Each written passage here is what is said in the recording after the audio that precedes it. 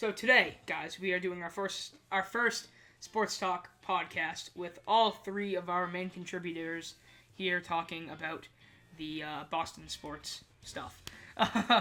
Today we'll be talking about Chris Sale's injury and what could be going wrong there, Jarrett Stidham's very impressive performance in the preseason, Josh Gordon's return, and Taco Fall and Grant Williams' bromance, but also some other stuff about the other Celtics rookies. And we'll also be doing our predictions for the Patriots, Celtics, and Bruins for this upcoming season. Right. So first, Chris Sale's injury. You guys probably don't know much about this, No, so I think I'll just cover this one. The other two will just be pretty quiet right here. But so in case you guys don't know, Chris Sale is on the 10-day DL for elbow inflammation, left elbow inflammation, which is his pitching arm. He's going for a second opinion with James Andrews. I think it's today or tomorrow. Depending on what he says, he could either be out for like a week or two, or he could be out for the rest of this season and all of next season. We're definitely hoping for the first one there. You know, considering he is our most talented pitcher, you do not want to see him going out for I think a season and 2 months basically, and also that would pretty much kill any chance the Red Sox had at making a postseason run. Right now, I believe they have an 8% chance to make the playoffs. Mathematically, I think they got closer to like 30% chance to make the playoffs, but that's mathematically. They seem to be going on a pretty good run right now. They played the Orioles today. They came back from a 6-0 deficit and won. I forgot what the score at the end of the game was. It might have been 9-6. Valdi didn't pitch very well, but other than that, it was a really good game for them. Now we're going to cover the Jarrett Stidham saga of him playing ridiculously well over the past couple of games in the preseason. In the past 2 games, he has had a 65.1 completion percentage.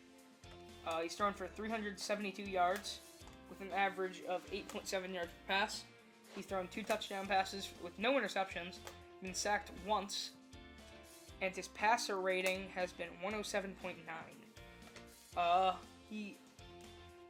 That's a very, very impressive score for a rookie. He's also only thrown 43 passes during those 2 games, and he's completed 28 of those 43 passes.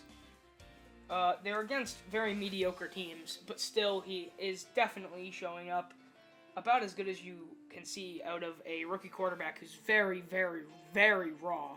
Lots of potential, but a very, very raw talent. Do you guys have anything else you'd like to say? So when I watch the Patriots preseason games, you know, I see Jarrett Stidham out there, and I always think like, oh, he's a rookie. You know, we're just grooming him to try and be a backup. But I think in the eventual future, when Tom Brady retires, he'll be a decent starter to fill in that hole. I personally think that he won't even be filling in a hole. I think he has a shot at being a Steve Young type guy who maybe wins a couple of Super Bowls after the greatest quarterback of all time at that time retires. I very, very much think he has that kind of potential. Moving on to Josh Gordon, he's going to be a key receiver on our roster this year.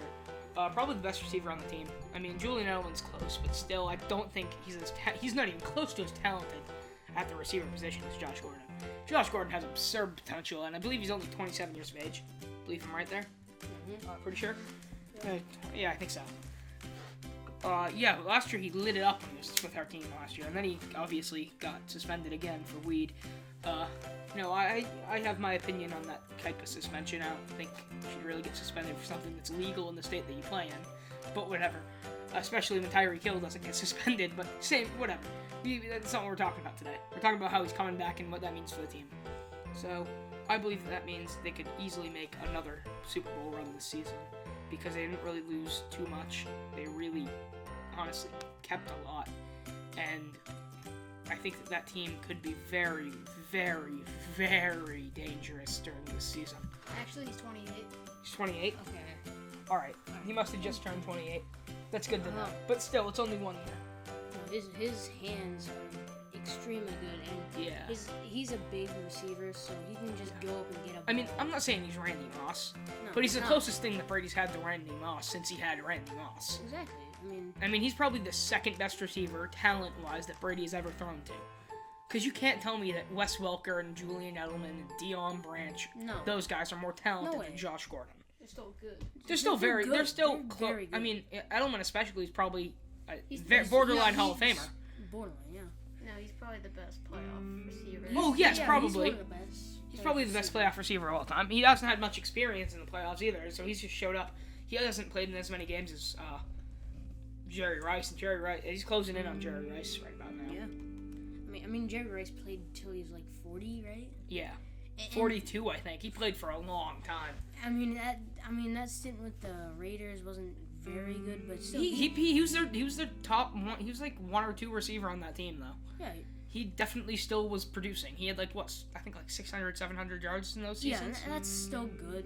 I mean that's close to Pro Bowl level. On to Taco Fall and Grant Williams. So they're definitely like best friends now, and it's really random. So, did you guys see the clip of Grant Williams at the Red Sox game? Yes. FaceTiming Taco for all those kids. He's like, "Hey, Taco." And also recently they went to Canterbury Lake Park. Yeah, Canterbury Lake Park. And with a bunch of kids, and also Carson Edwards was there. All three of them were, and they seemed to have a lot of fun with those guys. Were any of the other rookies over there? I think it was just those three. Those three, I think they've been living in Boston since they got drafted. They've definitely gotten a lot of fan love by staying in Boston. So I think they're going to be fan favorites. I think they're fan favorites right now. I think they're fan favorites right now. I want to see all three of them play during the season. I want to see. I don't want to see any of them in the G League because I think they're better than the G League. Maybe Taco could see a G League stint, but I mean the rest. Grant Williams is pretty seasoned in my opinion. I think he's going to be all right, like this season right away. I think I think he's a 72 in 2K right now. Yeah. By the end of the year, I could see him being like a 76, 77. Okay, and like Taco Fall, he's great potential because of his height and being a generally athleticism. He's pretty athletic for a big. He can move. For a big man. He can move. So you love to see that out of a guy who's 7'7". Yeah. I mean, Manute Bol and George Merson could not move, but Taco can actually move down the floor. He's not the last one down there at all times. Compared to an S Cantor, like an S Cantor is like a midget. Yeah, but is he 6'11"? No, he's 7'1". It's still 7'1". Yeah, it's half a foot. I mean, they're just all. He's huge. I'm pretty sure. And I mean, I'd like to see Taco by the end of the year being the leading center on the second unit. Yes. I see Robert Williams as a power forward, and him and Grant Williams should probably share time over there. They definitely as won't the backup. start though. No, none of them should start. Maybe Robert Williams could end up starting by the end of the year, but I'd like to see him actually leading the second unit, big men. But We'll probably go because he's the most experienced. Even though he's only been in the league for 1 year and he saw most of that was in the G League, but I think he has some potential. Kemba, I love that he moves the ball, and also the chemistry's already building. Talk about the Patriots now. Want to just do our predictions? Yeah, let's just do our predictions now. So the Patriots, you know what? They're a good team. They're a very good team. I'm gonna go with since Josh Gordon's back, I'm gonna go with 12-4 as the probable. Their ceiling is probably 14-2, and their floor is 10-6. Unless Tom Brady gets hurt, then the floor drops way down. I mean, there's still a he good gets hurt. team. I would say A&A. Yeah. Yeah, I mean, there's still a good team because of Belichick, and he's probably one of and Stem's alright, he's but probably the best coach of all time. It's between him, Lombardi, and Walsh. But just what he's done, get Matt. Who subbed for Brady when Brady did Matt Castle? Yeah, Matt Castle and win 11 games. Win 11 games and barely miss the playoffs. That's the only time I believe that's the only time they missed the playoffs. No, 2002 too. Since 2000. Oh. Yeah, they missed right after they won their first Super Bowl because, Super Bowl hangover with a young team. But right after that they went right back and won 2 Super Bowls in a row. So, I mean, I think this year they could have a shot at getting number 7. I know they'll get number 7 before Brady retires. That's a fact. Yes. I think everybody on the planet knows that. So they will get their 7th ring. It's just a matter of when, not if. I think their first 6 games are going to be all wins. Oh yeah, the first 6 games look pretty easy, But then when the the Browns, back half of the season in the when the middle Browns is a little come in- tougher since I now think you have a bunch the first of tape. the first 7 games should be wins. Yeah. And then the Browns Browns is a toss-up, but since it's at home, that's a win. So they might start off the year 8-0 if they play to their capabilities. Maybe lose a game against the Steelers, but Yeah. I mean they're not great early in the year, and then they'll probably win that game in Browns- Baltimore. No, they probably have to- don't lose to Chiefs. No, that's at home. They'll win that. Maybe Brown- Cowboys. Now maybe they'll win Texans. they'll win 9. They'll win all their home games. They don't. Yeah, lose at they'll home. win all the time. So the Eagles. That Eagles. could be a good game because it's in Philly, so that could end up being a loss. Probably 12-4. Moving on to the Celtics. Celtics. They play 82 games. So Yep, I'm gonna go with. I think they'll win Fif- at least 50 games. I'm gonna go with They'll win. over under 55. I'm gonna go gonna go right on that 55 win on margin. I'm gonna go like around 58 wins. I'm gonna go 55. I'm saying- maybe They're 60. definitely I'm saying 55 wins, which would mean that they got 27 losses. So I'm gonna go 55 and 27 on the year. I mean, where do you think they'll place for seeding? Because I'm gonna go with the the 2 or 3 seed. No, I'd go. I mean, like I who mean, else the is in the Sixers- East? Well, The mean, the Bucks and the Sixers. Bucks and Sisters. no, Sixers be I third just said seed. Bucks Sisters will be like I'm second Nah, seed. the They'll Sixers- be first seed. We're 2 or 3rd. We're 2nd or 3rd. We ain't win getting the 1 seed in the regular season.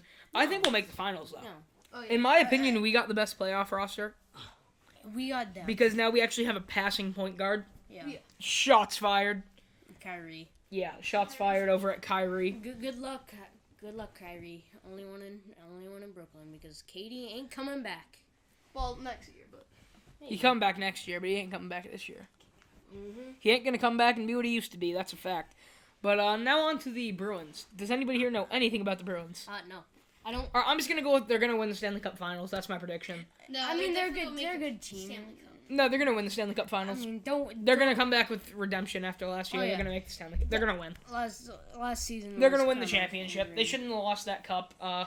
The tripping is really what killed Tripping. them. Oh, that was Yeah. The awful. tripping penalty is really what killed them. That was terrible. Yeah, but they probably should have won those finals, and they're gonna win the finals this year. They're gonna win the cup. Will. The Red Sox definitely Sox? getting. I think they'll get the wild card. Red Yeah, I think they'll be the Sox. second wild card. I think they'll win the wild card game, make it to yeah. the divisional round, and probably lose there. Yeah. But that's pretty much a toss up. I mean, they'd have to get. They really have to get lucky with Sale. Yeah. I'm going on. That's if Sale is able to play later this season. I mean, if Sale's- he's not, I highly doubt that Yeah. we'll make the playoffs. I mean, but if he Sale's can, injury- then they'll probably be fine. But if he can't, it's just Yeah. that's the season. Yeah. Sales injury. And that's probably plays next a season, too. huge So impact on, that's like, where you just say maybe you just trade bets. Yeah. I mean, Yeah. if Sale is going to be out all of next year, we lose control of bets after next year. So And we I don't hate to want say it, Son but picking him up. maybe either at the trade deadline. I mean, if we're contending next year, then you make a run for it. So you maybe make a judgment on the trade deadline. If we're not playing great, then you just got to get rid of them. You got to get something for Mookie Betts. I mean, Mookie Betts is Even a if great it's player. not a lot, you have to get something. You have to get something. At least some prospects too. Just a couple of prospects. You got to get something. Something in that bullpen, please. Yeah. So I think the bullpen's gonna be fine. I'm not worried about the bullpen in the next couple years. There's a lot of young guys in there that I think have potential. Darwinson Hernandez, he has closer written all over him. We're hitting 12-minute mark here. Yeah, it's fine. All right. Darwinson Hernandez, great potential. I see closer written all over him. Brandon Workman, probably one of the best relievers in baseball, if not the best reliever in baseball. Brandon Markman is good. Yeah. I mean, you Matt said- Barnes is bound to have a bounce back year. Ryan Brazier, I don't know. I mean, you sit like right next to the bullpen, and you know the pitching coach, like Yeah. he gives you gum, like actually personally. Yeah. So, I think you have a good judgment on the bullpen here. Yeah, I think they have some serious talent in there. Young talent, unknown talent, but there's definitely potential. Yeah. There's definitely Alright. potential in that bullpen. And also, there's also some definite, who else is it? Josh Taylor could be pretty good. And so could, Ryan Weber. All right. that has been it. That is the first Sports Talk podcast. I mean, I don't know. This is going to go down as a Sports Talk video. It's just Sports Talk. Just, I mean, now it's in podcast form. We're just in podcast form. We live recorded basically now. Yeah, instead of me doing it on iMovie and recording it through iMovie and on my phone, we're actually using a really nice mic now.